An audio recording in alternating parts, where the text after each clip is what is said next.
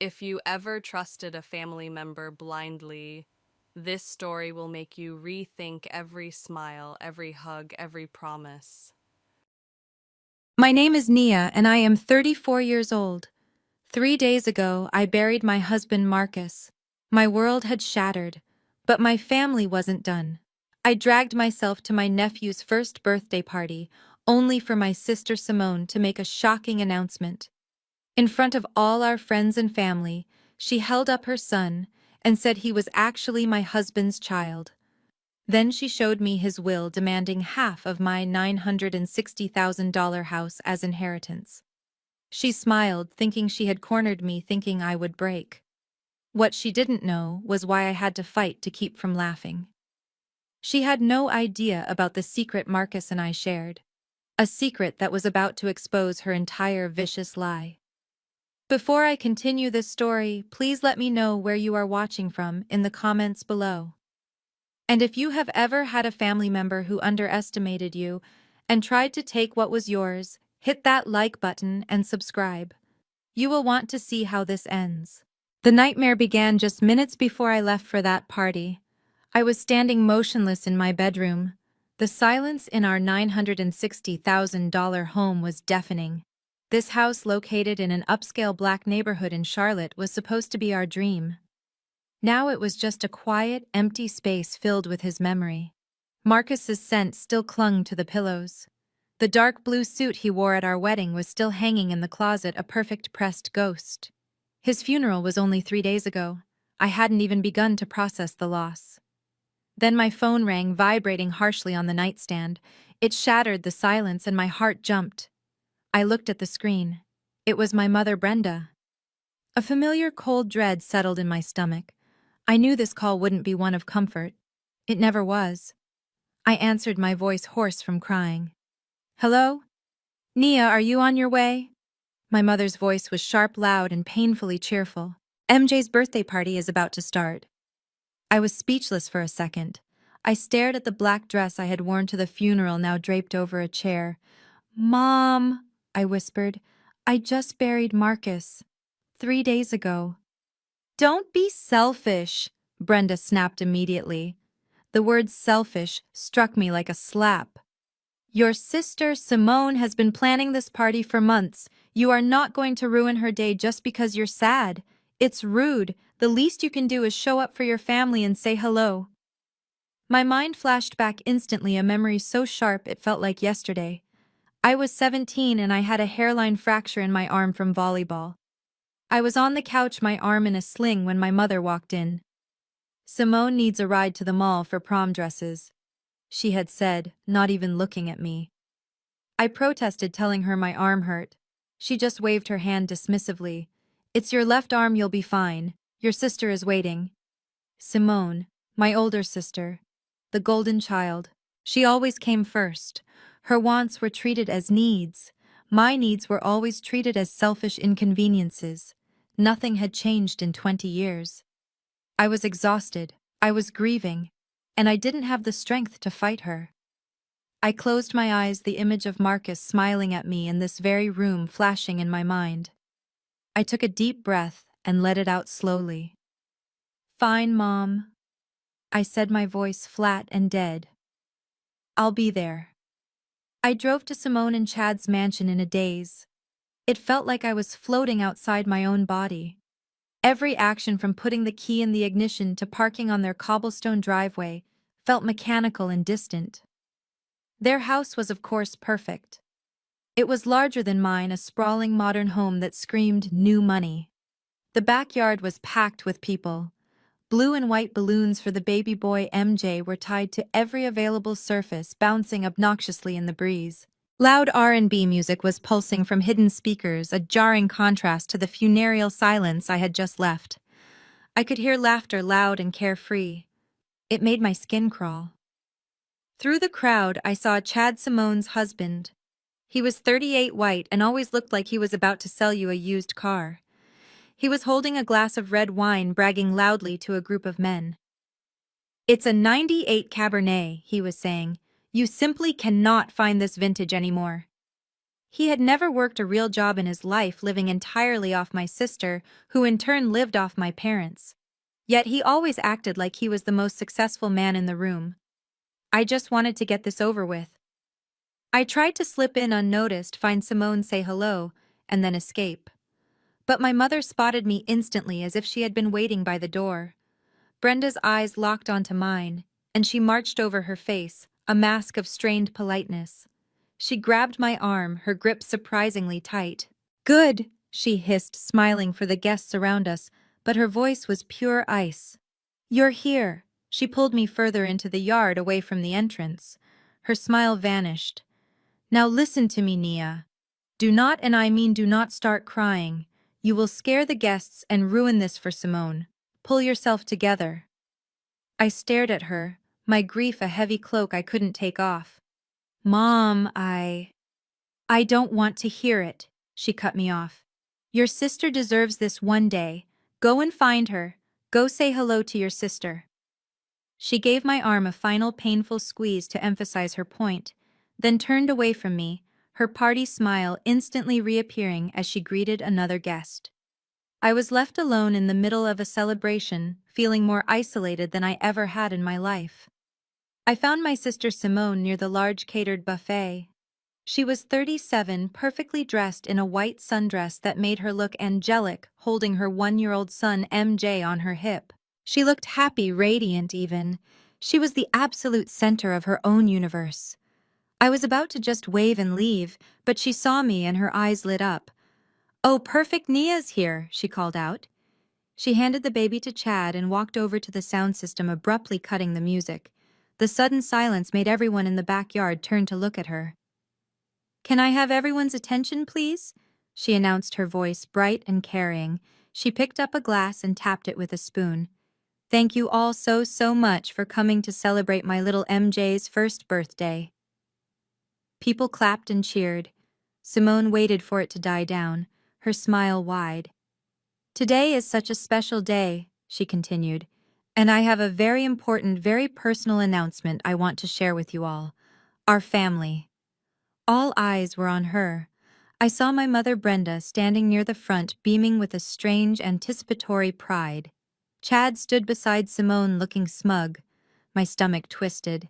This wasn't just a birthday announcement. Simone's eyes scanned the crowd and then landed directly on me. Her bright smile softened into a look of fake theatrical pity. "And I just want to say a special thank you to my sister Nia for being here." My face burned. I could feel dozens of eyes turning to look at me, the grieving widow in a plain black blouse at a child's birthday party. "I know," Simone continued, her voice dripping with false sympathy. "I know Nia is going through the most difficult time imaginable right now, after Marcus's sudden passing." She paused, letting the heavy, awkward silence hang in the air, ensuring everyone was focused on my pain. She took a deep breath as if steeling herself. "And, because of that, it's more important than ever that our family is honest, that we share the truth.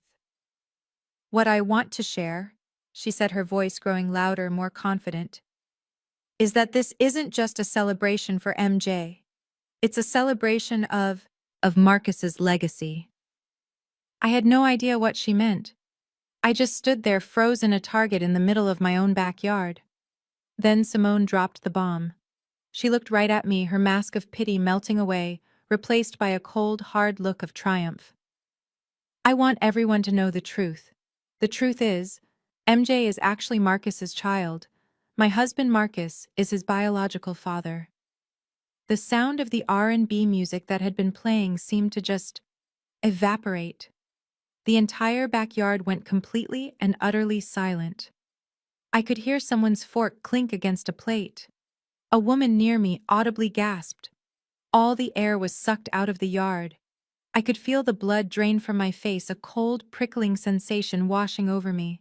I felt lightheaded. It was a public execution. My mother Brenda wasn't surprised. She just nodded, a sad, knowing look on her face, as if she was in on this performance. Chad put a supportive hand on Simone's shoulder. Simone just stood there, holding her son high.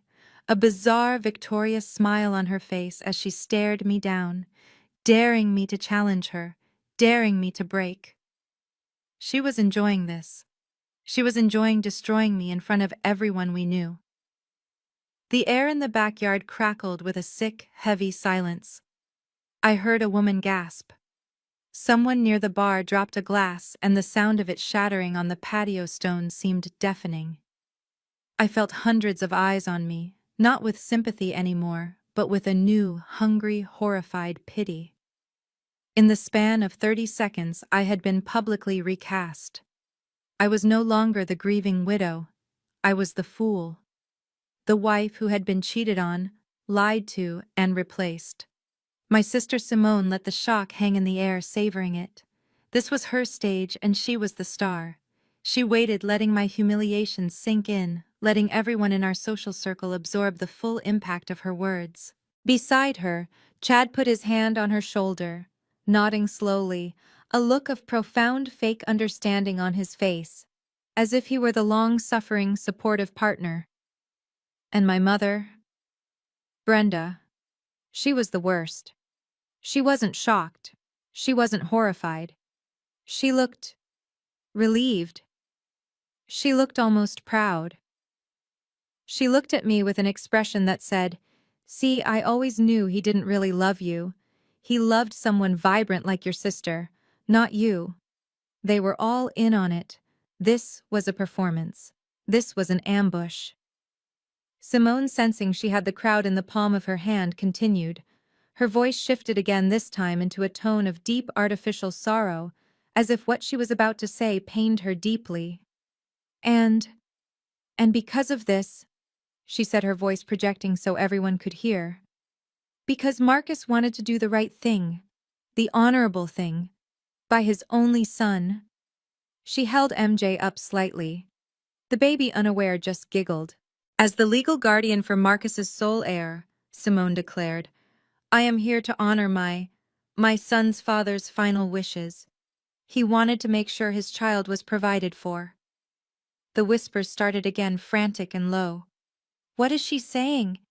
My God, she can't be serious. He has left his son his inheritance, Simone said, her voice hardening. And then she turned, her eyes locking on mine, the fake pity vanishing, replaced by a cold, reptilian gleam of triumph. That means, as MJ's guardian, I will be taking possession of half of Nia's $960,000 house. She let the number hang in the air. $960,000. It is my son's birthright, she finished. The backyard exploded. This wasn't just gossip anymore. This was a declaration of war. This was theft. I am serious, Simone shouted over the noise, her voice suddenly sharp and ugly, all pretense of sadness gone. She was enjoying this. Chad stepped forward, acting as her loyal partner, and handed her a thick sheaf of papers, folded and bound in a blue legal cover. He looked like a smug bargain basement lawyer. Simone snatched the papers from him and thrust them forward. Not at me, but towards me for everyone in the front row to see. He signed this will just before he passed, she yelled. He knew he didn't have much time. He wanted to make sure his real family was taken care of. His real family. The words echoed in my head, designed to gut me. She wasn't just saying he had an affair. She was saying he had replaced me entirely. I just stared. I stared at the document she was waving. It looked official. It had notary stamps. It had signature lines. And at the bottom I could see it. Marcus's signature. Or what was supposed to be Marcus's signature. I looked from the paper to Simone's hateful, victorious face, to Chad's oily, self-satisfied smirk, to my own mother, who was nodding in approval as if justice was finally being served. They had planned this. They had waited until I was at my absolute lowest, my most vulnerable 3 days after burying my husband, to spring this trap. To humiliate me, to shatter my reputation, and to steal my home. And as I looked at that signature, that sloppy, wrong signature on the paper, a strange, hysterical bubble of air pushed its way up my throat. It was almost a cough. I quickly covered my mouth, but the pressure built again. A small, choked sound escaped. It was a laugh. Simone's triumphant smile wavered, replaced by confusion and anger. What? What is so funny? You've lost everything. I looked up from the will, and for the first time in 3 days, the fog of grief didn't just clear. It evaporated. It was replaced by a sudden diamond-hard blade of pure cold understanding. I saw the entire pathetic, desperate plan laid out before me. "Oh," I said. My voice was quiet, but it cut through the entire yard. "I see." I looked right into her eyes. "I understand now." Simone's face turned from triumph to a blotchy, furious red. "What?" she screeched, her voice cracking. "What are you laughing at?" The crowd, which had been buzzing with shocked whispers, went quiet again, confused by my reaction. My mother Brenda looked horrified by my lack of public grief. "This isn't a joke, Nia," Simone shouted, taking a step toward me. She waved the sheaf of papers in her hand as if they were a weapon. "This is a legal document. My son is getting his inheritance. You have lost your house. What is wrong with you?" Chad, her useless husband, immediately moved to her side, putting his arm around her shoulder. "She's grieving," he said to the crowd, his voice full of that fake, sycophantic pity. "She's clearly in denial. Naya, this is a lot to take in. Maybe you should go home and rest. We can talk about the details later." "Who do you think you are?" Simone spat, shrugging off Chad's hand. Her eyes were narrowed into slits of pure venom. "You think this is funny? My son's future is funny to you? You're laughing because my child is now fatherless, just like his father." I took a slow, deep breath. The fog in my head, the heavy cotton wool of grief that had muffled the world for 3 days, was just gone. The shock was gone. All that was left was a sharp, cold, surgical clarity. I looked at my sister, and for the first time, I didn't see the perfect golden child I could never please. I saw a sloppy, desperate, and frankly stupid con artist. "You're right, Simone," I said. My voice was quiet, but it was so calm, so steady, that it cut right through her shouting. Every guest leaned in, straining to hear. "It's not funny, it's pathetic." I held out my hand. "Let me see it." Simone and Chad both froze. "What?" Simone stammered, her rage momentarily short-circuiting into confusion. "The will?" I said, my voice hardening just a little. "You're waving it around like a trophy. You've made your big announcement to the whole world. So let me see the document you're basing it on. Let me see the will." "You don't get to demand anything," Chad snapped, finding his voice again. He puffed out his chest, stepping partially in front of Simone as if to protect her. "This is a legally binding document, Nia. It was verified by our lawyer. You can have your lawyer call our lawyer on Monday." I almost laughed again. "Oh, Chad," I said, shaking my head slowly. "You really, really should have done your homework before you tried this." I looked past his blustering face directly at my sister, who was now clutching the papers to her chest. "Simone," I said, "you've been so busy being the star of the family your whole life, I don't think you ever once paid attention to what I actually do." This was the first thread, the first part of their stupid plan that was about to unravel. My family never cared about my career. To them, I was just Nia who works in an office. Naya, the mousy bookworm. Nia, the boring one. They had no idea what my job title actually was. "I am a senior forensic document examiner," I stated. My voice didn't rise, but it was filled with an authority they had never ever heard from me. "I spend 10 hours a day, 5 days a week, identifying forgeries for high-stakes corporate fraud and inheritance cases. I testify in federal court as an expert witness. Banks and law firms pay my company thousands of dollars an hour for me to find exactly this kind of sloppy, desperate work." I held my hand out again, firmer this time, my palm open. "So please, let me see the document you're betting my $960,000 house on.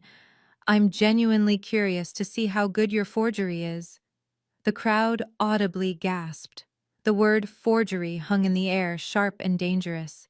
Simone's face was a mask of pure disbelief. "You You bitch, she shrieked. You're calling me a liar. I haven't called you anything yet. I said, my eyes locked on the paper in her hand. I'm just a professional offering a free consultation. Now give it to me, or are you scared of what I'll find? She was trapped. I had checkmated her in a single move in front of her entire audience. If she refused to hand it over, she would look guilty as sin. If she gave it to me, she knew and I knew I would tear her entire lie to pieces right here on her perfectly manicured lawn. My mother Brenda finally unfroze. Nia. That is enough, she hissed, rushing forward. You are embarrassing this entire family. Apologize to your sister. I didn't even turn to look at her. My gaze was fixed unblinking on Simone. Give it to me. Slowly, her hand shaking with pure, unadulterated rage, Simone snatched the document from Chad's hand and thrust it at my chest. Fine, look all you want. It's real. Our lawyer said it's perfect. We'll see about that, I said, taking the papers from her hand. The music was off, the party was over, every single person was silent watching me. I held the document in my hand. My hand was perfectly steady. The crushing weight of grief had vanished, replaced by the familiar cold focus of my profession. I ignored the shuffling feet of the guests. I ignored my mother hissing, Nia, stop this! You're making a scene! I ignored everything except the single sheet of paper in my hand. I flipped past the first page. It was standard legal boilerplate, probably copied from a cheap website. I got to the final page. The signature page. My eyes went straight to it. Marcus K. Davidson. I knew this signature better than I knew my own face. I had watched him sign our marriage license, his hand strong and sure. I had watched him sign our mortgage documents, his focus intense. I had watched him sign silly birthday cards to me where he always drew a tiny smiling sun next to his name. I knew every loop, every line, every precise point of pressure. This looked like his signature. The general shape was correct. An amateur would be fooled. A lazy lawyer looking for a quick paycheck would be fooled. My family, blinded by their greed, was certainly fooled. But I am not an amateur. I tilted the paper slightly, letting the bright Carolina sun catch the ink. I didn't even need my magnifying glass, not for a forgery this sloppy. This signature, I began, my voice quiet. Chad jumped in immediately, his voice too loud, too defensive. It is perfectly legal, he barked, puffing out his chest. We had our lawyer look at it. He witnessed it. It's notarized. It is ironclad. You can't dispute it. I let him finish, the silence drawing out. I looked up from the paper, past Chad, past my fuming sister, and made eye contact with the crowd of guests who were all leaning in, hanging on my every word. Then I looked back down and shook my head slowly. This signature, I said again, my voice sharp and final, is a fake. A collective gasp went through the yard. It was one unified, shocked intake of air. Simone shrieked, a sound like a kettle whistling. You're lying. You're just saying that. You have no proof. You're just jealous. You don't want my son to have his birthright. Proof. I finally looked up right into her eyes. Simone, my entire career is proof. But if you and your idiot husband need the specifics, I am happy to educate you. All of you. I held the paper up so the crowd could see me pointing. When a real person signs their name with a real ballpoint pen, I explained, my voice clear and projecting as if I were in a courtroom. The pen creates a groove in the paper. It leaves a physical indentation. The ink pressure changes. It's darker on the downstrokes and it's lighter on the upstrokes. It's alive. It's three-dimensional. I ran the pad of my thumb gently over the signature. Nothing. It was completely flat. This has no pressure, I said. It has no groove. The ink density is exactly the same from the start of the M to the end of the N, because this is not ink from a pen. This is ink from an HP OfficeJet printer. Chad's face went pale. What? What are you talking about? We printed the will and then he signed it. I almost felt pity for how stupid he was. No, he didn't. This is a digital copy, a high-resolution scan of Marcus's real signature. You probably lifted it from another document. Maybe a bank form, maybe a contract you stole from his briefcase. You copied it, you pasted that image file onto this fake will in Microsoft Word, and then you hit print. I held the paper close to Simone's face, forcing her to see the flaw. You want the smoking gun? Look. I tapped the paper with one steady finger. Look at the M in Marcus. The first loop. Right here.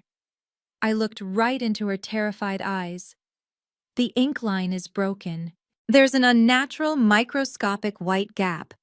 That is not how a person writes. That is a digital artifact. It's called pixelation dropout. It happens when a printer, even a good one, fails to perfectly replicate a high-resolution image file. You amateurs. You forgot to even check your work. I let the paper drop from my hand. It fluttered onto the perfect green grass at her feet.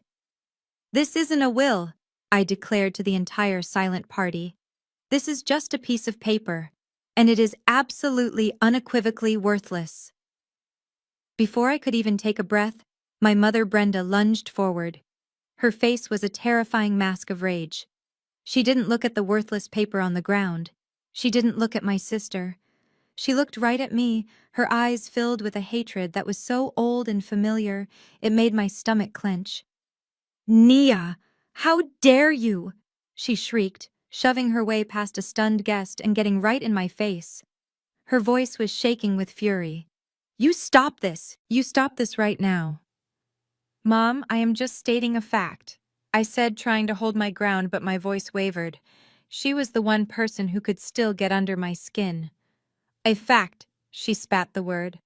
You stand here at your sister's beautiful party in front of all her friends, and you call her a liar. You try to humiliate her. You have always been jealous of her, ever since you were children. This was her classic move, her go-to script. Simone was the pretty popular one. I was the smart, quiet, difficult one. In her eyes, any conflict was simply a result of my jealousy. This has nothing to do with jealousy, Mom, I said, my voice low and trembling.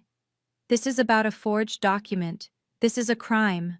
Crime? She laughed, a high hysterical sound. You want to talk about what's criminal? What's criminal is your bitterness. Simone is a mother. She has a son. And you have always resented her for it. You resent her because she has a beautiful family. And then she drew the knife she had been sharpening for 5 years. She leaned in, lowering her voice just enough so it was both intimate and menacing, though I knew everyone could still hear. Just because you couldn't give Marcus a child, she hissed, doesn't mean you get to slander the one he had with her. The world tilted. The gasps from the crowd were distant. All I could hear was that one phrase. Just because you couldn't give Marcus a child. It wasn't just a cruel insult. It was a summary of the last 5 years of my life. 5 years of secret agony. 5 years of charting cycles of doctor's appointments, of blood tests, of invasive procedures. 5 years of hope building in my chest every month, only to be crushed in a wave of quiet, private devastation. Marcus and I had gone through it together. He had held my hand through every negative test. He had told me I was his family. He had told me it didn't matter. But it mattered to her. It mattered to my mother. I remembered her comments at every family dinner. Nia, when are you going to give me a grandchild? Simone is already pregnant again. Nia, what are you waiting for? A man needs an heir, Nia. You're not getting any younger. She had treated my infertility not as a medical condition, but as a personal failure. A deliberate, selfish refusal on my part to do my duty as a wife. And now she was using it as a weapon. She was telling this entire crowd of our peers that I was a bitter, barren woman, so consumed by jealousy of my fertile sister that I would invent a story about a forged will just to hurt her. Mom, I whispered, the pain of it so sharp, so deep it almost buckled my knees. You have no idea what you're talking about. I know exactly what I'm talking about. She shot back, her voice rising to a triumphant shout for the audience. You're angry, you're grieving, and you're lashing out. You're trying to steal this poor baby's inheritance because you couldn't have one of your own. It's sick, Nia. It is sick. She turned to Simone, who was now weeping theatrically into Chad's shoulder, her role as the victim fully restored. It's okay, baby, Brenda cooed, stroking Simone's hair. Mommy's here. She can't hurt you. The will is real. The baby is real. She turned back to me, her face set in stone. You owe your sister an apology. And then you need to leave. I looked at my mother's face contorted with such self-righteous fury. I looked at my sister sobbing her fake tears. I looked at the crowd, their faces a mix of pity and disgust, all of it now directed at me. They thought that was the kill shot. They thought that was the end. They thought my grief combined with the shame of my infertility would be enough to make me break, to make me run. And that's when the pain in my chest finally cooled, congealing from a molten, aching wound into a solid, sharp blade of steel. My mother had just given me permission. She had just taken my deepest pain and thrown it in my face to win a financial argument. I straightened my back. The trembling stopped. I am not going anywhere, I said. And I wasn't just slandering her mom. I looked up from my mother, past her shocked expression, and back to my sister. I told you there was a problem with the will. That was just the first obvious amateur hour problem. I took a deep breath. Now let's talk about the real problem. The reason I was trying to hold back my laughter when you made your little announcement. I let the silence stretch. The signature is fake, I said, but that's almost irrelevant. Because the entire premise of this will is a lie. You keep talking about Marcus being the father. I looked right into Simone's crying eyes. It's impossible, and I have the medical records to prove it. I looked up at my mother. The stinging, agonizing pain from her words, just because you couldn't give Marcus a child, shot through me. It was the deepest cut. She had taken 5 years of our private silent struggle, our tears, our doctor's visits, our small dwindling hopes, and turned it into a public spectacle. She used it as a weapon to validate my sister's greed. For a second I thought I was going to collapse. The humiliation was so total, so absolute. I saw the guests looking at me with that awful familiar pity, the barren wife, the jealous, bitter, childless sister. And then something snapped. The pain didn't go away. It crystallized. It turned from a hot, aching grief into a cold, hard, razor-sharp point. The trembling in my legs stopped. My hands, which had been shaking, became perfectly still. My mother was still ranting. You owe her an apology, Nia. You're sick. You need help.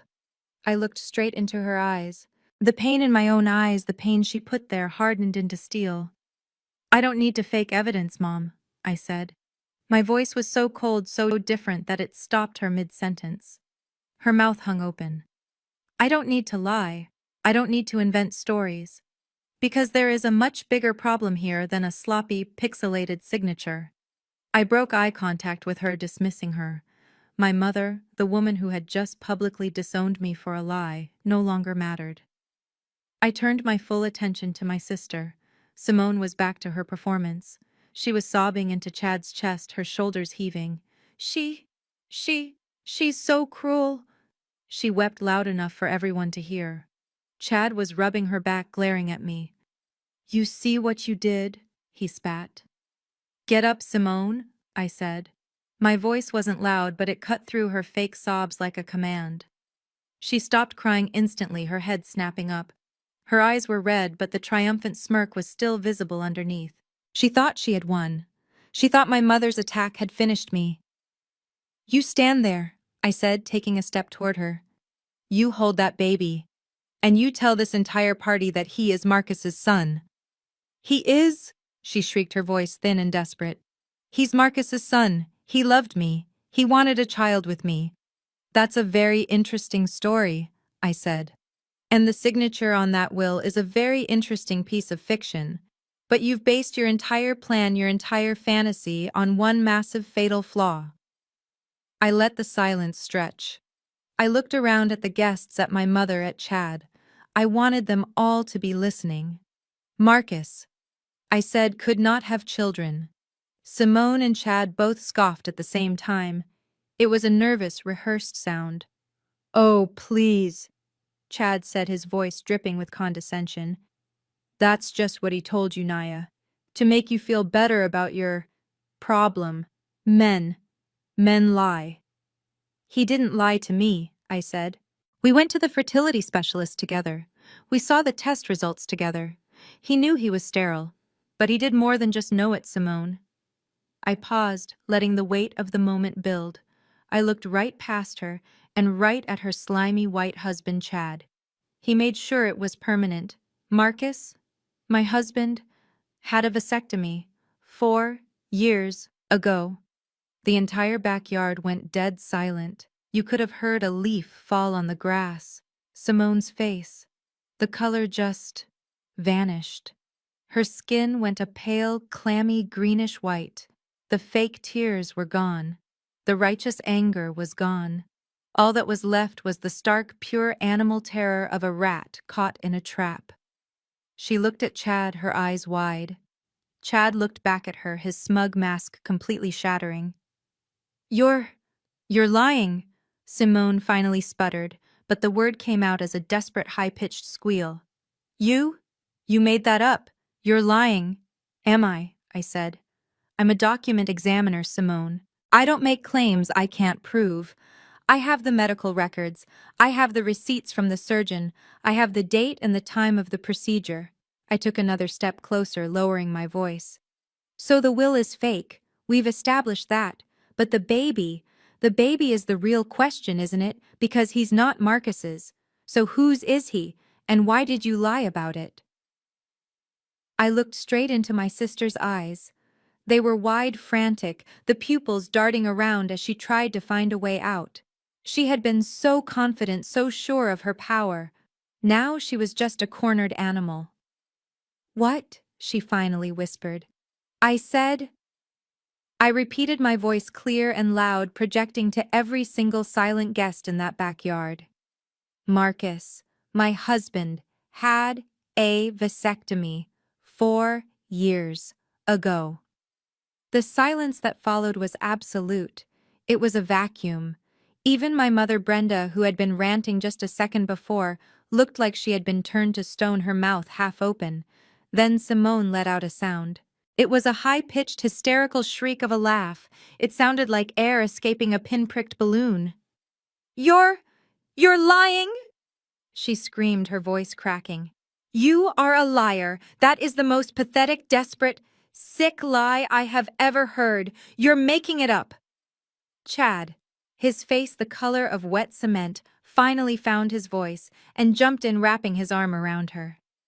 "She's lost her mind," he said, trying to sound reasonable, but his voice was shaking. "She's grieving. She's delusional. A vasectomy. Don't be ridiculous. We all knew Marcus wanted a family. He wanted a son." "Yes," Simone shrieked, grabbing onto his words. "He wanted a son. He wanted one with me. You're just a barren, jealous liar." I stood there and just took it. I let her scream. I let her call me a liar one more time. I looked at the crowd. They were all frozen, their eyes bouncing between me and my hysterical sister. They didn't know what to believe. It was my word against hers. "I'm not lying, Simone," I said when her screaming finally died down to a desperate, gasping sob. "I'm not making it up. I wish to God I was." I finally turned my gaze back to my mother. Her face was a mask of pure confusion. "Mom," I said, and my voice finally trembled, not with weakness, but with the sheer weight of the secret I had been forced to carry. "You stood here. You called me a failure. You humiliated me for 5 years, at every holiday, every birthday." My voice cracked. "Just because you couldn't give Marcus a child. You, you, that's the truth," she stammered, but the conviction was gone from her voice. "No," I said, shaking my head. The tears I had refused to shed finally welled in my eyes, hot and angry. "It wasn't the truth. It was a cover story." I looked back at my sister. "You want to know why we never told you? Why we never told any of you? Why I let her say those awful, hateful things to me, month after month, year after year. Why I let this family think I was the problem. I had to take a deep, shuddering breath. This was it. This was the one secret Marcus had begged me to keep. The one truth that was ours and ours alone, and they had forced my hand. 4.5 years ago, I said, my voice dropping, Marcus's uncle, his uncle David, died. You all came to the funeral. You all said how tragic it was. I saw a flicker of recognition in my parents' eyes. What you didn't know, I continued, is what he died from. He died from Huntington's disease. I let the name of the disease hang in the air. A few guests gasped. They knew what it was. It's genetic, I explained, my voice flat like a doctor reading a chart. A progressive neurodegenerative death sentence. It takes your mind. It takes your body. It takes your ability to walk, to talk, to everything. It is one of the cruelest ways a person can die, and it has a 50% chance of being passed from parent to child.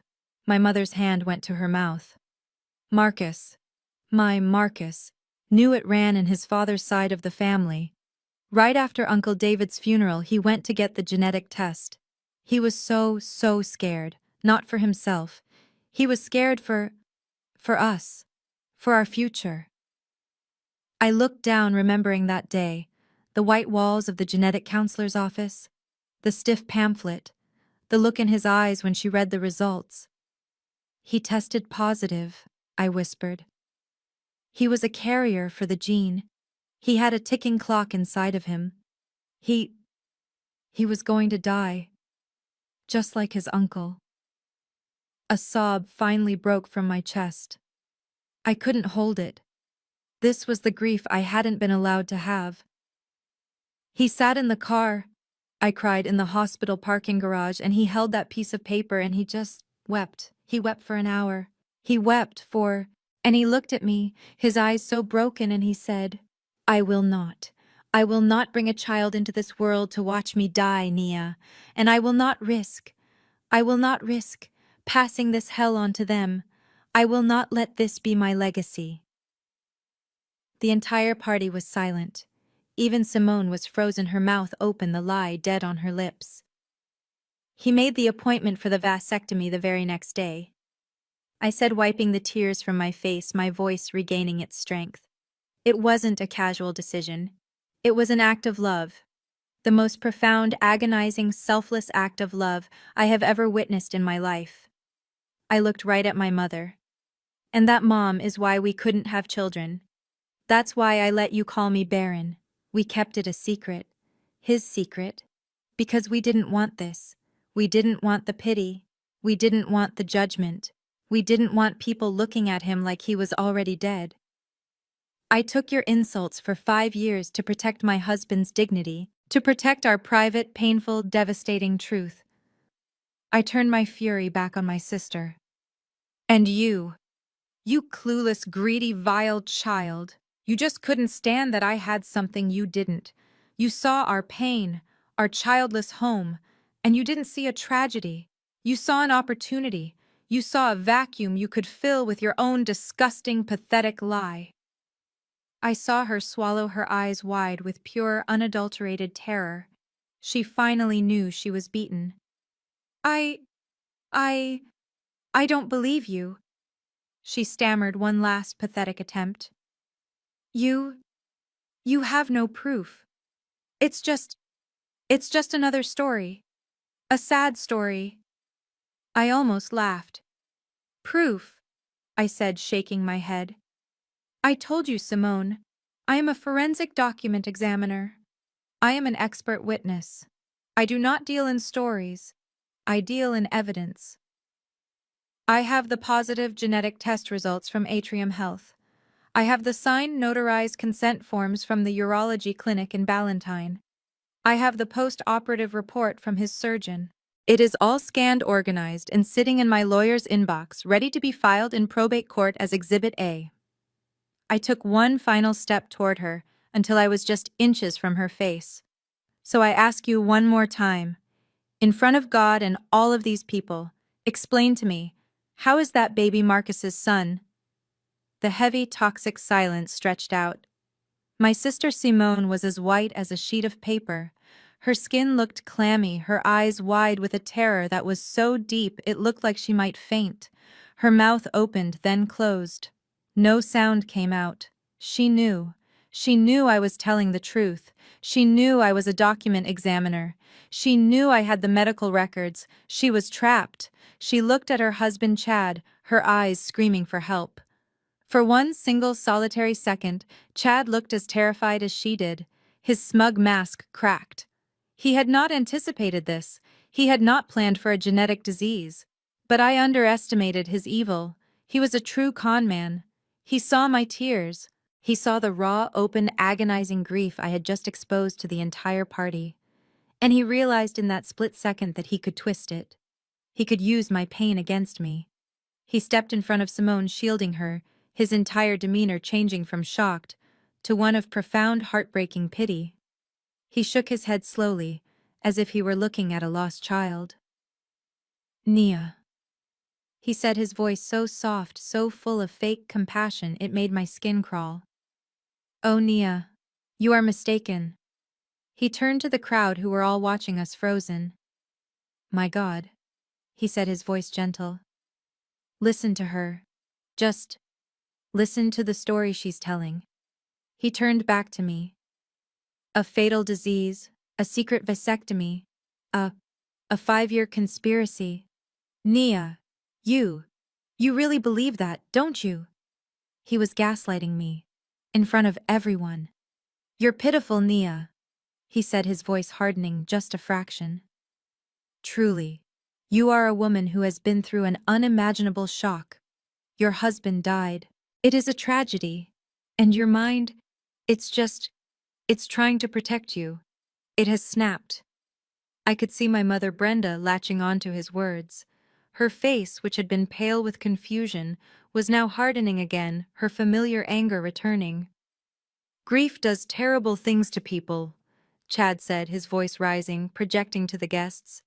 It makes you confused, it makes you invent things, it makes you create elaborate, detailed fantasies. Anything to avoid the simple, hard, ugly truth. He put his arm around Simone, who was now starting to breathe again. She was catching on. He was handing her a new lifeline. The truth, Chad said, is that Marcus wanted a child. The truth is he had an affair. It's sad, it's ugly, but it happens. And your grief has made you delusional. He stared me down, his eyes cold and hard. You are confused, Nia. And you are making wild, insane, hurtful accusations because you are in pain. He had taken my deepest, most agonizing truth, and in 30 seconds, he had rebranded it as the fantasy of a crazy, grieving widow. And I could see some of the guests. Some of them were actually starting to believe him. Chad's words hung in the air, slimy and poisonous, designed to reframe my truth as a delusion. He had taken my deepest, most agonizing secret, and with a few condescending words, turned it into the ravings of a madwoman. I saw the doubt in the faces of the guests. They had been moved by my story, yes, but Chad's explanation was easier. It was simpler. A grieving widow snaps. It made a sick kind of sense. My sister Simone saw it too. She had been pale and terrified, but as she listened to her husband's lie, her color returned. He had thrown her a lifeline. The terror in her eyes was replaced by a new, even more vicious confidence.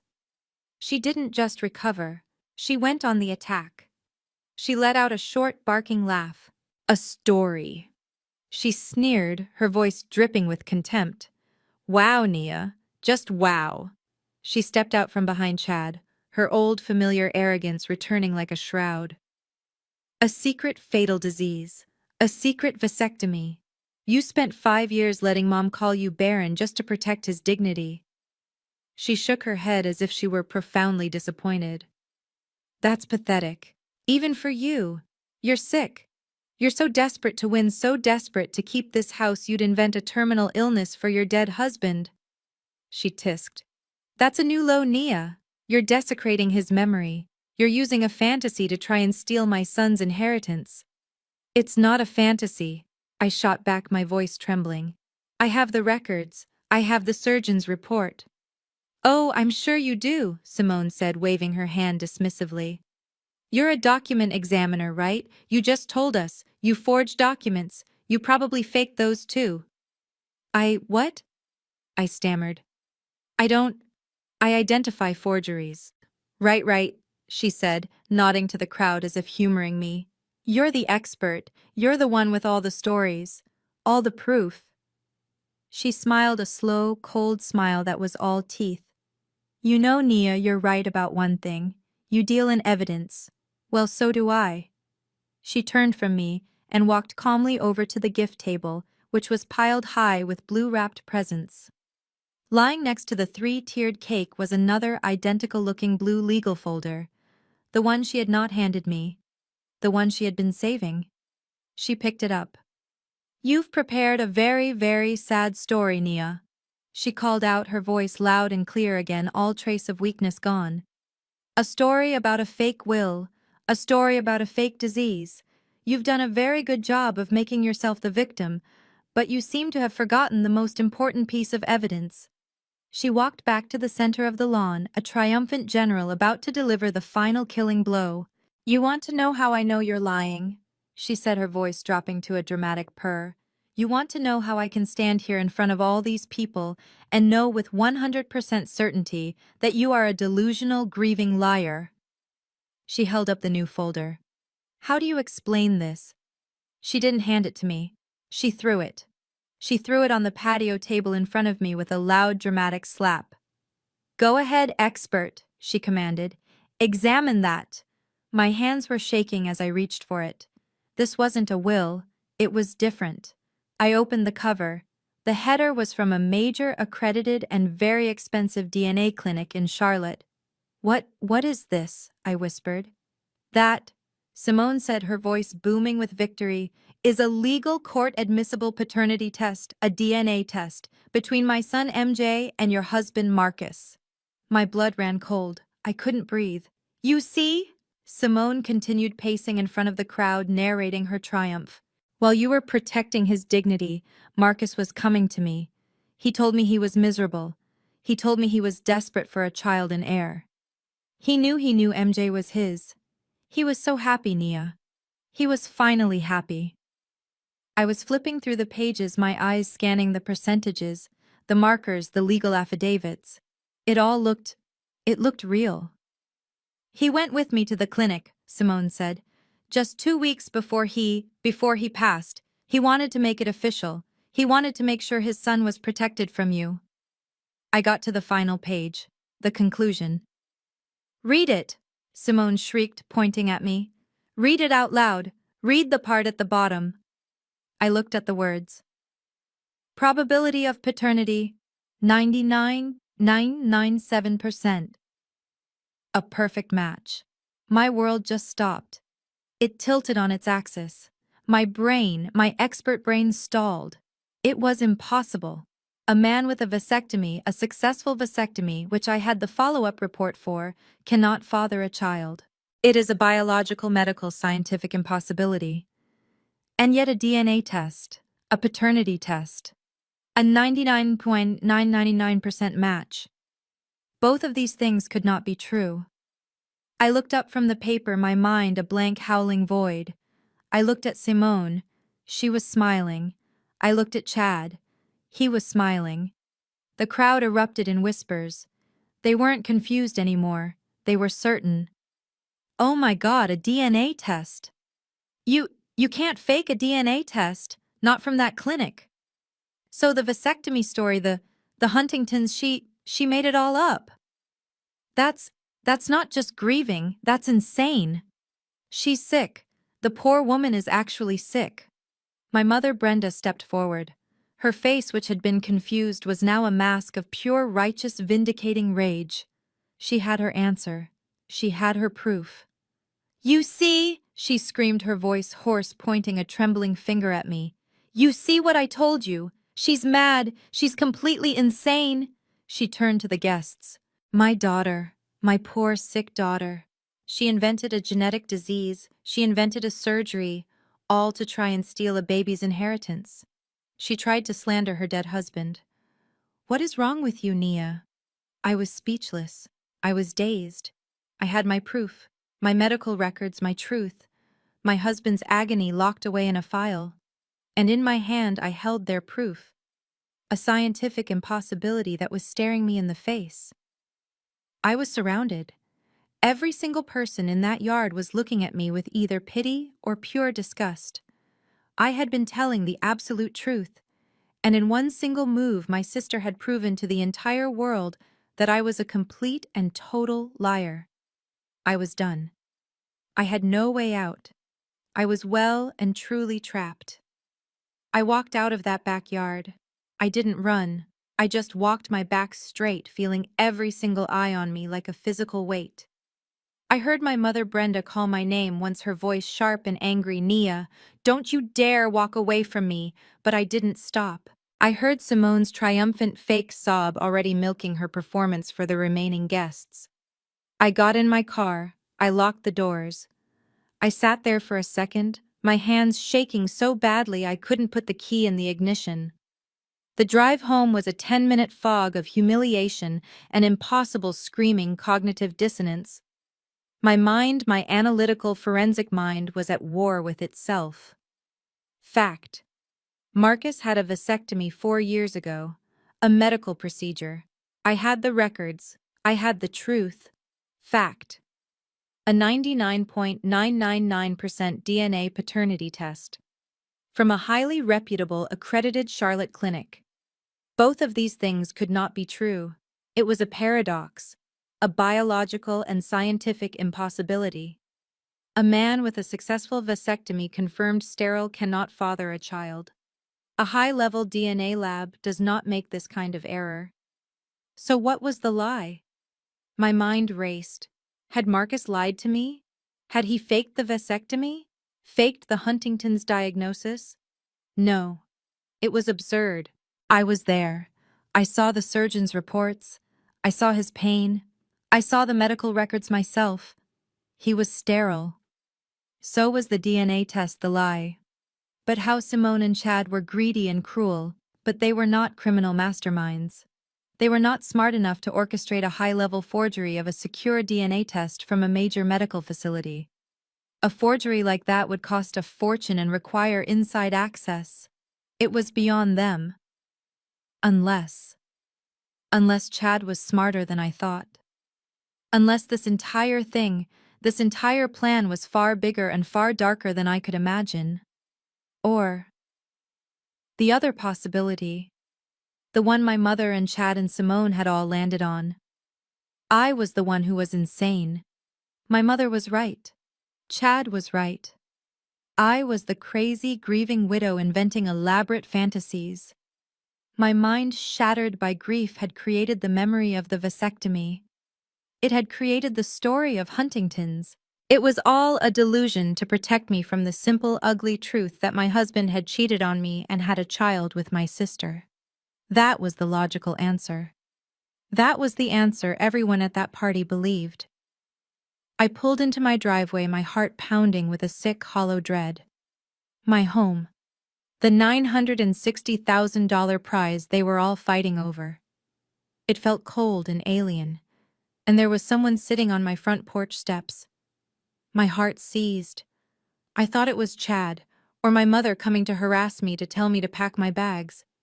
I almost put the car in reverse, but it wasn't. It was my father, Lawrence. He was just sitting there in the dark, his hands clasped between his knees, staring at the manicured lawn. This was surreal. My father never came to my house. In our family dynamic, he was the ghost, the silent, passive enabler to my mother's active tyranny. He never got involved. He never took sides. He just existed in the background. This was the first time in my entire adult life he had ever come to see me alone on his own. I got out of the car, my legs unsteady. "Dad." He looked up. His face in the dim porch light was etched with a deep, weary sadness I had never seen before. He looked old. "Nia," he said.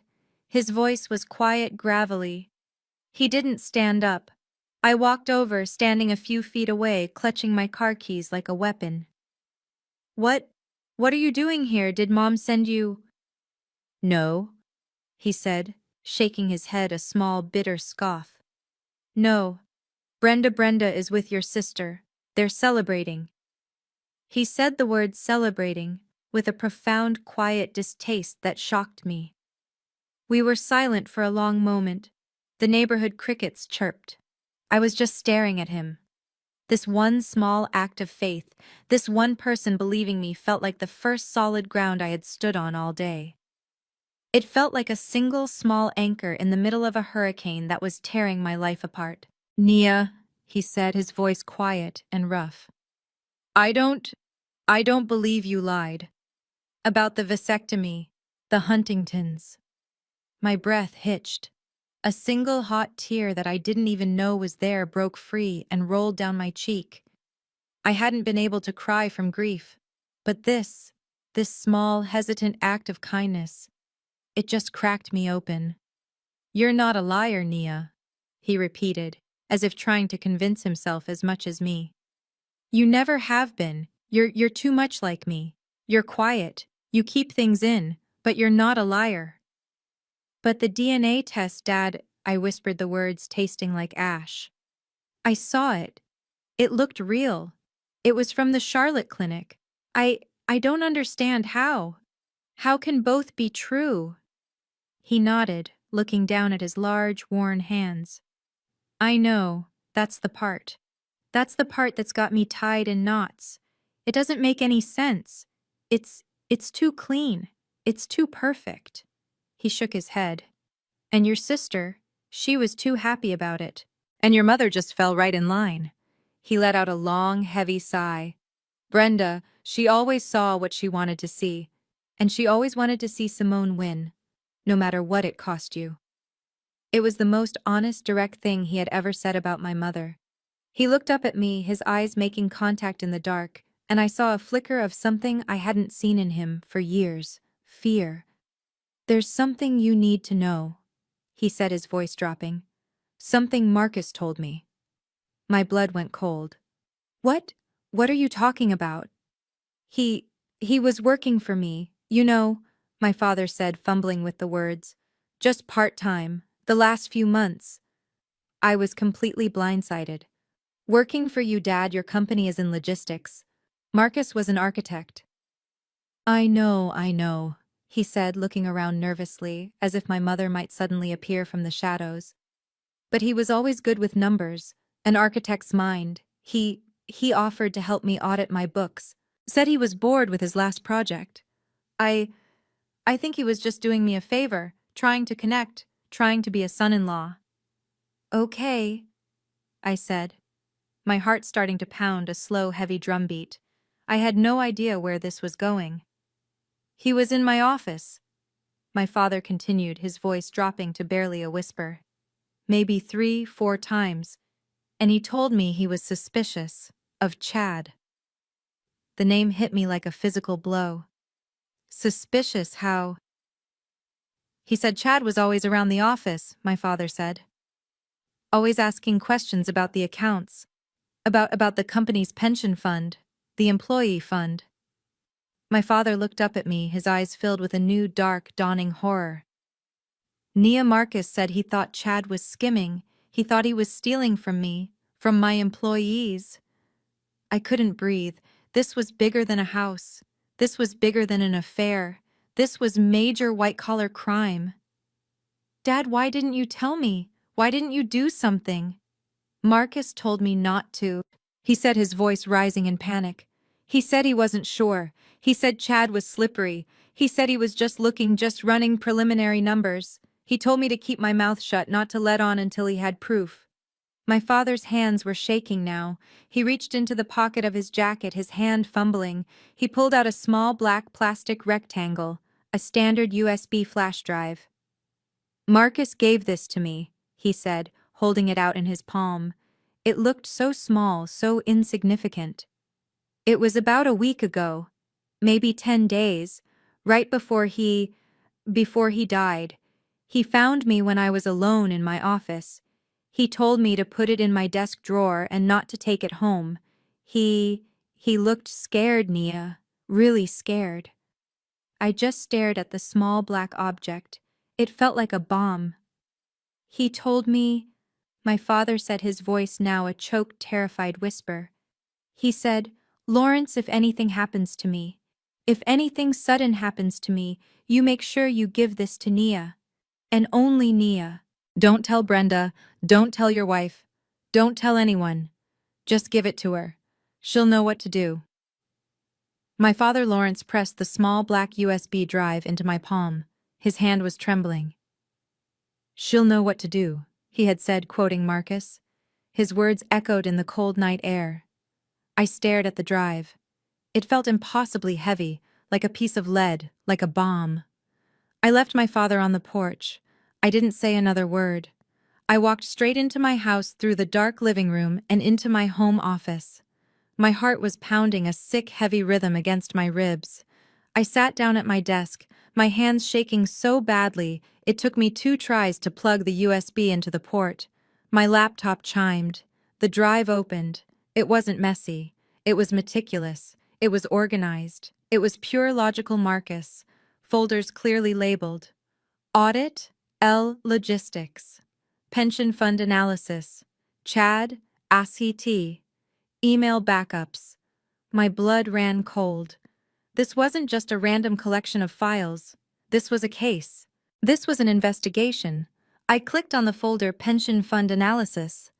My professional life, my life as a forensic document examiner, took over. The paralyzing fog of grief and confusion was burned away by the cold, sharp focus I used at work. I opened the spreadsheets, one by one. My eyes scanned the rows. Dates, transfers, account numbers. It was complex. It was hidden, buried under layers of seemingly legitimate transactions. But it was all there. A systematic, methodical siphoning of money.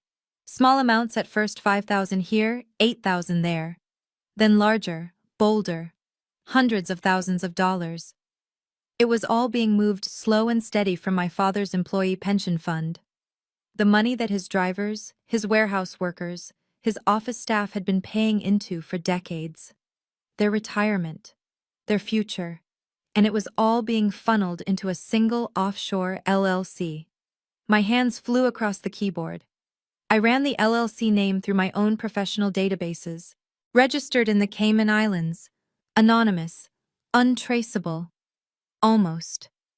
This was the how, this was the crime. But I needed the who.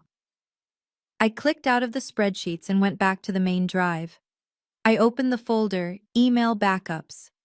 It was a single saved file, a PST archive, a direct copy of an entire email conversation. I clicked on it. My email client opened. A new window appeared. It was a saved thread between Marcus's personal email address and Chad's. My breath caught in my chest.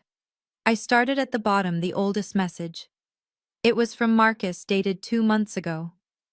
Chad, I'm looking at the pension books for your father-in-law. I'm seeing some transfers I can't reconcile. Can you explain these account numbers? Just want to clear it up before I talk to Lawrence. He was calm. He was professional.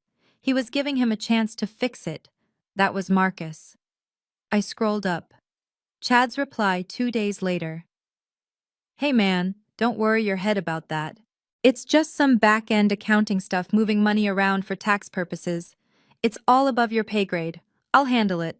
Smug, dismissive, arrogant. I opened the next one. From Marcus. He was no longer calm. It's not above my pay grade, Chad. I traced the LLC. It's registered in the Caymans. And I found the secondary registration documents. It's registered to you. You're moving the money, Chad. You are stealing. I could feel my heart about to burst. My hand was covering my mouth. I clicked the last email in the chain. The final message. Sent from Marcus's phone just 5 days before he died. This isn't a game, Chad. You are embezzling. You are stealing from your own father-in-law. You are stealing from my father-in-law. You are stealing from every single employee at that company. I have every transaction. I have the proof. This isn't just a family issue anymore. This is a federal crime. And then the final fatal sentence. I am meeting with Lawrence tomorrow. And then we are going to the police. I fell back in my chair. The air left my lungs. This changed everything. This wasn't about a house. This wasn't about a pathetic, greedy suburban affair. This was about prison. This was about hundreds of thousands of dollars, maybe more. This was motive. This was why they were so desperate. This was why the will had to be forged. This was why the DNA test had to be real, why they needed to seize control, to discredit me, to silence me. They weren't just trying to gain a house. They were trying to stop a bomb from going off. Marcus had the evidence to send Chad to prison for a very, very long time. And 5 days later, my husband was dead. I thought the email thread with Chad was the end. I thought the embezzlement was the bomb. I was wrong. It was only the beginning. There was one more file in that email backups folder. It wasn't part of the thread with Chad. It was a separate saved .eml file, a single message. The recipient was David Tillman Esquioy. That was David, our lawyer, the man who had drafted our wills, our real wills, years ago. The sender was Marcus. The date was 4 days ago, 4 days before he died, the day after he had sent his final threatening email to Chad.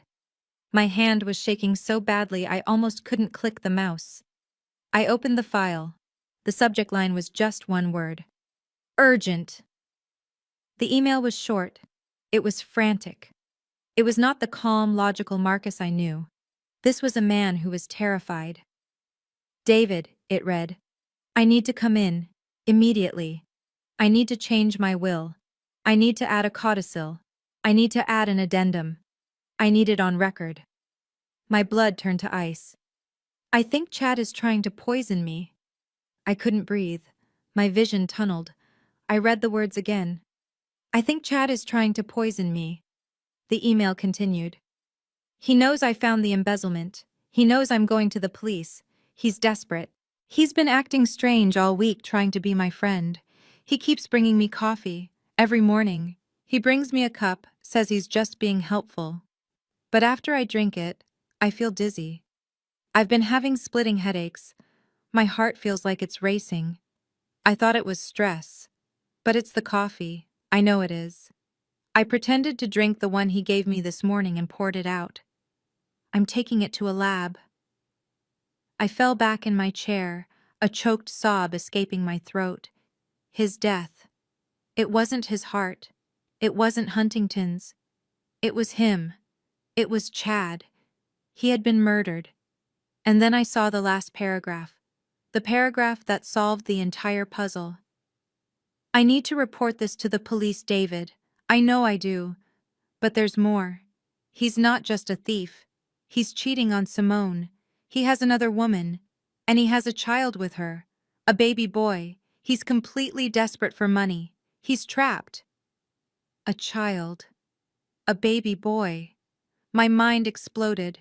The DNA test. The 99.999% match. The vasectomy. It all made sense. It was a paradox. But I, a document examiner, had been looking at the wrong document. I had been staring at the name on the DNA test. Marcus K. Davidson. But Marcus, my husband, had a cousin. A distant black sheep of the family cousin. A gambling addict. A man who looked so much like my husband, they were often mistaken for each other at family reunions. A man who was always desperate for money. His name, Marcus Hayes. Chad and Simone hadn't faked the DNA test. They had faked the Marcus. They didn't hack the lab. They just lied to it. They paid Marcus Hayes to show up to pretend to be my husband and to swab his cheek. The DNA was a 99.999% match. But it wasn't a match to my husband. It was a match to his con artist cousin and my sister Simone. She wasn't the mother. That's why she claimed Marcus had an affair with her. It was a lie to cover the other lie. The baby MJ. He wasn't even her son. He was the secret child of Chad and his mistress. This wasn't just a forgery. This wasn't just embezzlement. This was a conspiracy to commit fraud, identity theft, and murder. I fell back in my chair. The room spun. The words on the laptop screen seemed to pulse with a sick black light. I think Chad is trying to poison me. My breath caught in my throat. A single choked sob tore its way out.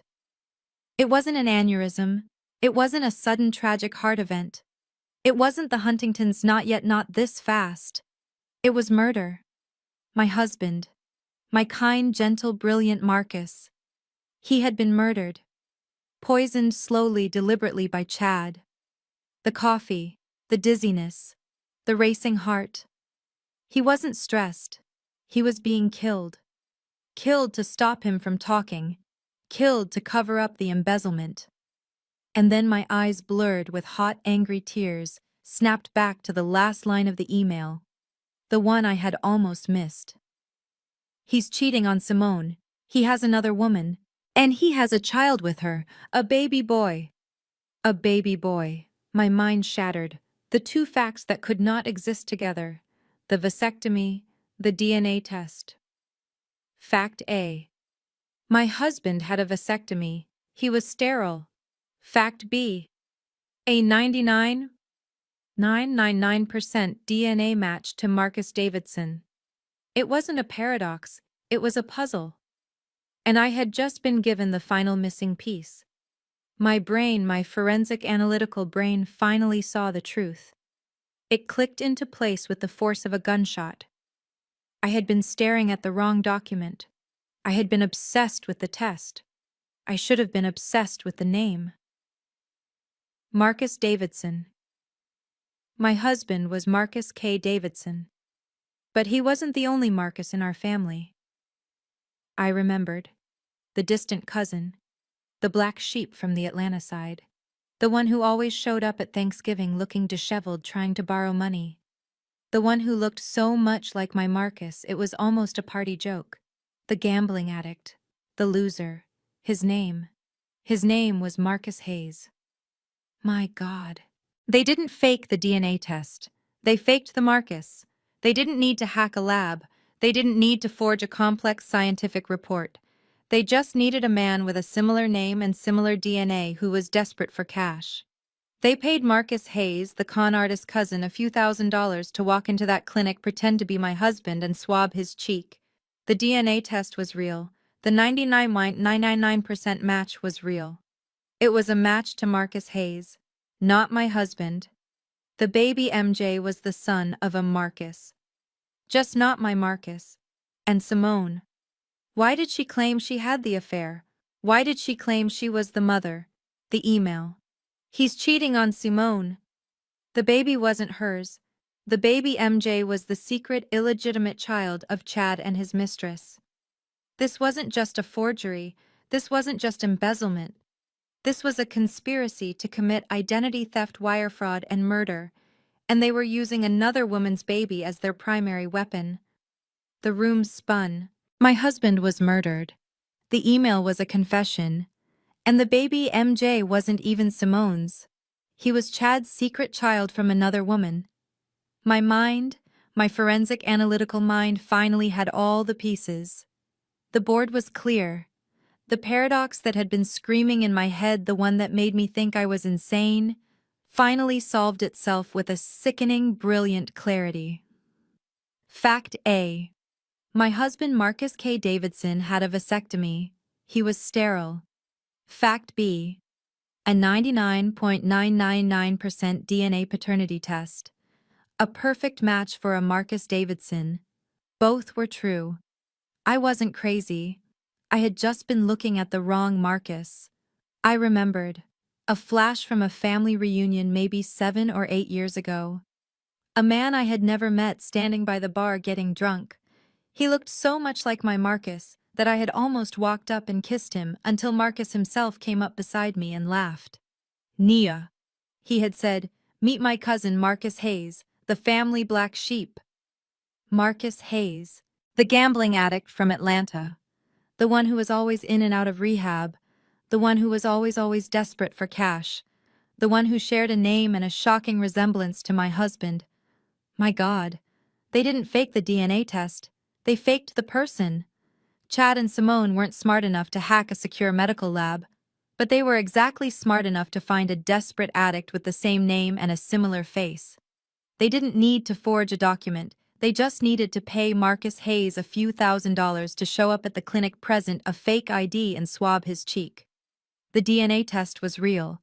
The probability of paternity was 99.9999%. It was just a match to the wrong man. And Simone? Why did she lie? Why did she claim she had the affair? The email. He's cheating on Simone. Of course. It was a tangled, desperate, disgusting web of lies. The baby MJ was Chad's. He was the product of Chad's affair. Simone, finding herself with a cheating husband who was also a desperate embezzler, had a choice. She could leave him, or she could join him. She chose to join him. They took this other woman's baby and claimed him as their own, then to tie it all together to make the DNA test make sense. Simone had to invent the affair with my husband. It was the only way to explain how she, Simone, had a baby that was biologically a Marcus. It was a lie wrapped in a forgery built on identity theft, designed to cover up embezzlement and finalized with murder. And I had it all. I had the entire sickening evil plan right here on this USB drive. I spent the next 48 hours in a focused cold rage. I didn't sleep, I just worked.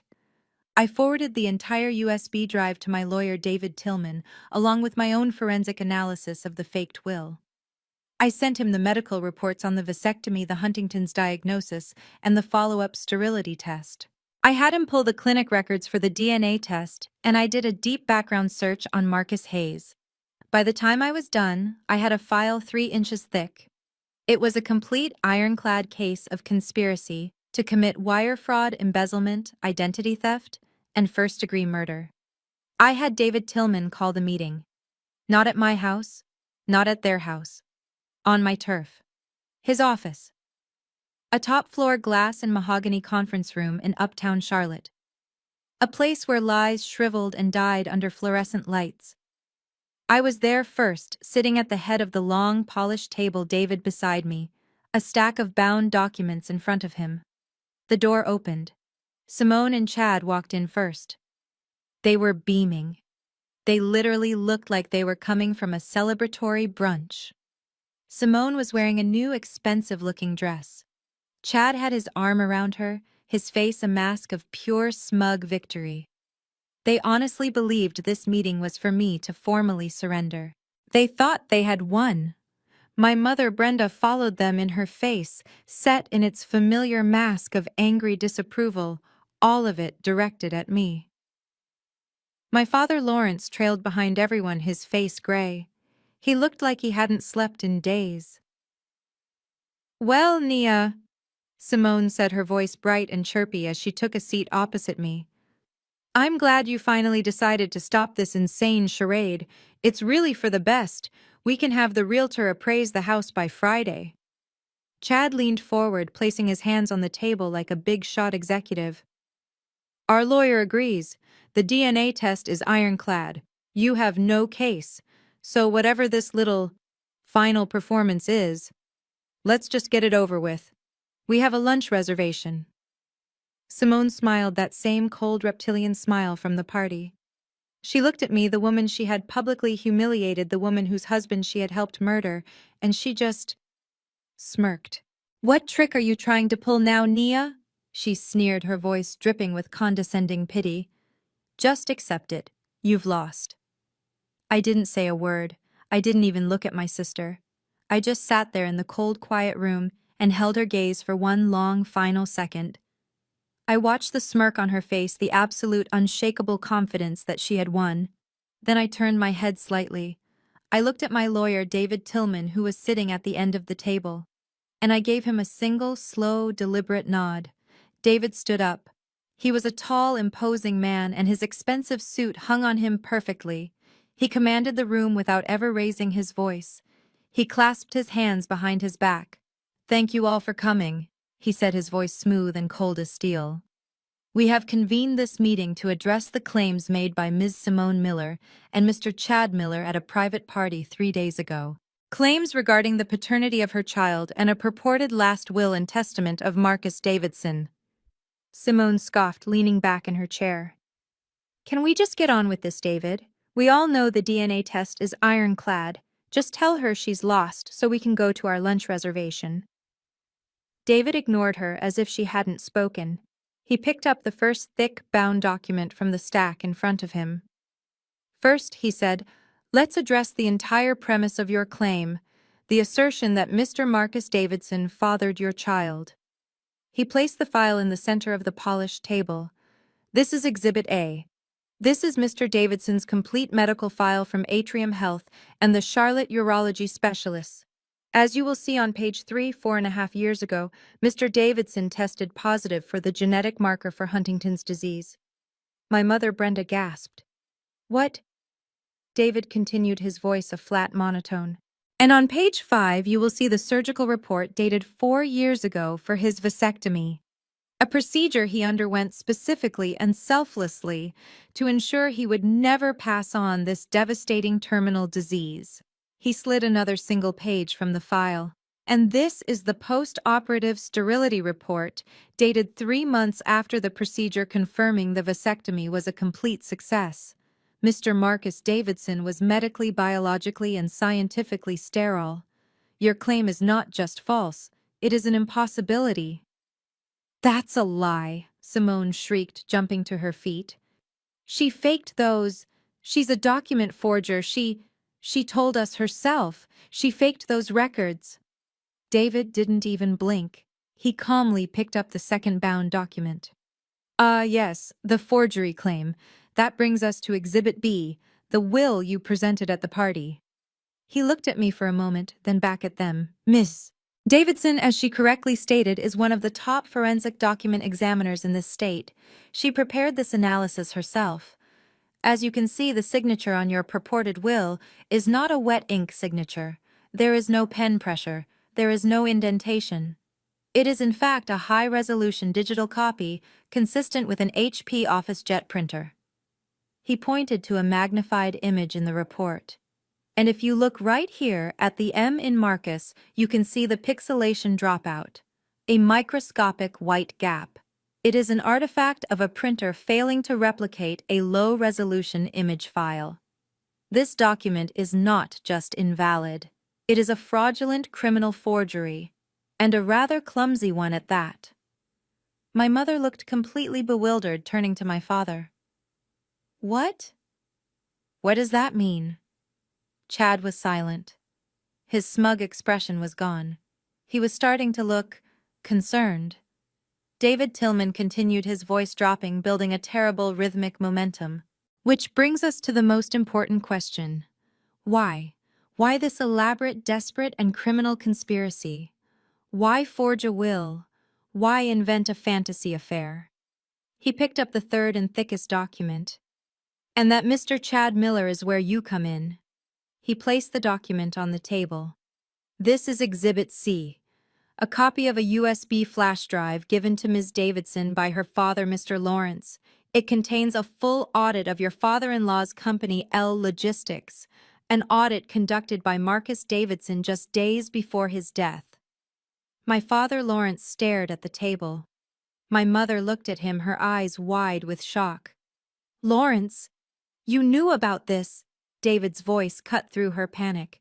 "This audit," he said, his voice like a hammer, "shows a systematic and malicious embezzlement of $450,000 from the Employee Pension Fund over the last 18 months. He slid a bank statement across the polished table. "All of it. Every last dollar. Siphoned into an offshore LLC registered in the Cayman Islands. An LLC registered Mr. Miller to you." Chad went pale. Not just pale. He was the color of ash. He looked like he was going to be sick. "And finally," David said, "the email thread between you and Mr. Davidson, culminating in this final chilling email sent by Marcus just 5 days before he died. I'll read it. David's voice filled the dead silent room. This isn't a game, Chad. You are stealing from your own father-in-law. You are stealing from his employees. I have the proof. I am meeting with Lawrence tomorrow, and then we are going to the police. The room was silent. Chad was staring at the email, his mouth open, his skin slick with a sudden cold sweat. Simone, who had been so confident, looked at her husband, her eyes wide with pure, unadulterated horror. She hadn't known. She had been the cover story. She hadn't known the extent of his crime. You've lost, I said, finally speaking. My voice was quiet, cold, and final. It's over. Chad was frozen, his skin gray slick with sweat. Simone was staring at her husband, her eyes wide with the horror of realizing he wasn't just a con artist, he was an embezzler. My mother looked at my father, who was staring at the table, his face grim. The room was dead silent. Simone, desperate, finally snapped. She looked around the room like a cornered animal, her eyes landing on the one thing they had not explained. But the baby! She shrieked, her voice cracking. The DNA test. The DNA test. You can't explain the DNA test. It's a match. 99.9%. He is Marcus's son. She looked at me, her face a mask of desperate triumph. Your stupid vasectomy story, that's the lie. The DNA proves it. MJ is his son. My lawyer David did not even look at her. He just looked at the heavy conference room door. Ah, yes, he said, his voice calm. The DNA test. About that. As if on cue, the conference room door opened. It was not just one person. It was two uniformed Charlotte Mecklenburg police officers. And standing between them, looking pale, terrified, and chewing his thumbnail, was the man I had seen 8 years ago at the family reunion. Marcus Hayes, my husband's cousin. Simone's face collapsed. The color, the fight, the desperation, all of it just vanished. She made a small, strangled sound. Oh no. David Tillman looked at the man. Mr. Hayes, I believe you have something you wish to add. Marcus Hayes looked at me, then quickly looked away, unable to meet my eyes. He stared at the floor. I already told them, he stammered, his voice thin. I told the detectives everything. I'm cooperating for a reduced sentence. Told them what? My father Lawrence whispered. Marcus Hayes took a shaky breath. It was Chad, he said, pointing a trembling finger at him. Chad, he paid me. He knew I was in debt. He offered me $50,000. 50,000? I asked, my voice cold. He paid me to sleep with Simone. Marcus Hayes confessed, his voice cracking. He set it up. He needed her to get pregnant. He said it had to be me because I looked like him. Like your Marcus. He said it was part of a plan. My mother Brenda made a choking sound and her hand flew to her chest. And the DNA test, he rushed on. That was me. Chad paid me another 10,000. He gave me a fake ID with Marcus Davidson's name on it. I just went in, I swabbed my cheek. I gave them the sample. It was all Chad's idea. I needed the money. Simone just folded. She did not scream. She did not cry. She just collapsed forward in her chair, a hollow, empty sound, leaving her body as she stared at her husband, the man who had pimped her out to his own cousin to create a forgery. My mother, Brenda, looked at her golden child, then at Chad, then at the police. Her eyes rolled back in her head. She slumped sideways in her chair, fainting dead away. It was over. The police officer stepped forward. Mr. Chad Miller, Ms. Simone Miller, you are both under arrest for conspiracy to commit fraud, forgery, and identity theft. One officer looked at David. The DA's office will be contacting you regarding the ongoing investigation into the death of Marcus Davidson. They pulled Chad's arms behind his back. He did not resist. He was a ghost. They put the handcuffs on Simone, who was now sobbing hysterically, a broken animal sound. As they led them out of the room, Simone, in one last pathetic venomous burst, twisted her head to look at me. Her face was ruined with tears and hate. "You think you won," she spat. "At least I ruined your perfect life.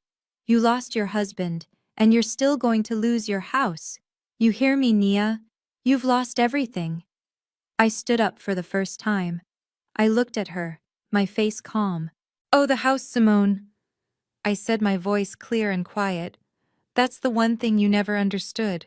You do not need to worry about my $960,000 house." I picked up my purse. "Because Marcus," I said, pausing, letting the final piece lock into place. "He transferred the full ownership of the house to my name 6 months ago for $1. The moment he found out about the Huntingtons, he put it into an irrevocable trust." I looked at her, at the handcuffs, at my fainted mother, at my broken father. "It was never part of his estate when he died," I said. "It was never his to be inherited. It has always been mine." I walked to the door, past the police, past the wreckage of my family. I did not look back. I had lost my husband, but I had reclaimed my truth, my honor, and my future. Nia's story is a powerful lesson in the resilience of truth. Her family attacked her with public humiliation, forged wills, and cruel emotional manipulation, believing her grief made her weak. However, Nia's strength wasn't just endurance. It was her expertise and her reliance on irrefutable facts. She methodically dismantled their entire conspiracy, from a forged signature to a faked DNA test, with cold, hard evidence. This teaches us that while deceit may be loud and arrogance may be confident, they are no match for a single provable truth. True power lies not in silence, but in strategic evidence-based vindication. If you have ever been underestimated or betrayed by those closest to you, share your story in the comments and subscribe for more tales of truth prevailing.